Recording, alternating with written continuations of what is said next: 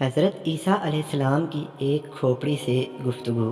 کعب الاخبار سے مروی ہے کہ ایک دن حضرت عیسیٰ کا گزر بیابان شام ہوا۔ راستے میں آپ کو سر راہ ایک بوسیدہ کھوپڑی کی ہڈیاں ملیں۔ جناب باری میں عرض کی، یا الہی، یہ کس شخص کا سر ہے جو اس طرح سے سر راہ پڑا ہے؟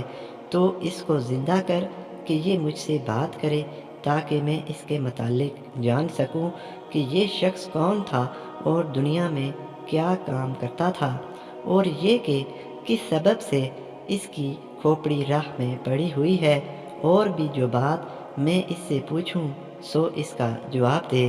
ندا آئی، اے عیسیٰ، تو اس سے جو پوچھے گا سو یہ تجھ کو اس کا جواب دے گا۔ تب حضرت عیسیٰ نے سر بوسیدہ سے فرمایا، اے کھوپڑی، خدا کے حکم سے تم ہم سے بات کرو۔ تب کھوپڑی نے خدا کے حکم سے حضرت عیسیٰ سے یوں کلام کیا، اے نبی اللہ، آپ کیا پوچھتے ہیں مجھ سے پوچھئے، میں جواب دوں گی۔ تب حضرت نے اس سے پوچھا کہ یہ بتاؤ کہ تو مرد تھا یا عورت، توانگر تھا یا غریب، نیک تھا یا بد، دراز قد تھا یا کوتاہ قد، سخی تھا یا بخیل، اور تیرا نام کیا تھا؟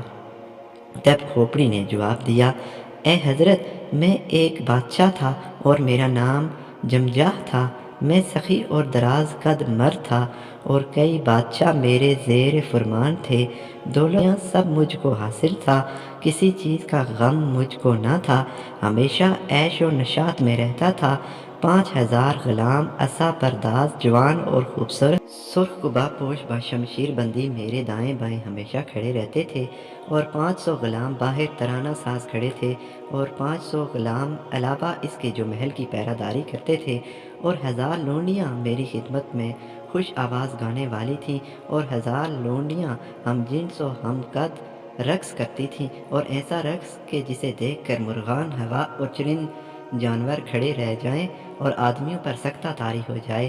مزید کہا کہ اے پیغمبر خدا، اگر میں اپنے تمام اوصاف اور عظمت بیان کروں گا تو آپ تعجب کریں گے، اور جب میں شکار کے واسطے شکارگاہ کو جاتا تو 4000 گھوڑے بازین زریں میرے ساتھ رہتے، اور 4000 میرے شکار سفید قبا زیب تن کیے تاج و مرکل سر اور بازو پر پہنے بحری شاہین لے کر میرے ساتھ چلتے، اور 1000 غلام آگے اور 1000 پیچھے، اور 1000 سوار دائیں بائیں ساتھ چلتے، اور تمام غلام آہنی ہتھیار لے کر گھوڑوں پر سوار چلتے۔ اور اے پیغمبر خدا، اگر آپ سے صفت شکار گاہ کی بیان کروں تو آپ مزید تعجب کریں گے۔ مشرق تا مغرب میری بادشاہت دور دور تک پھیلی ہوئی تھی، لشکر فوج بے شمار تھی کہ اس کی تعداد لکھنے سے وزیر و دبیر عاجز رہتے، اور 1000 بادشاہ اور ملک میرے زیر فرمان تھے جو جنگوں کے ذریعے بزور شمشیر حاصل کیے تھے۔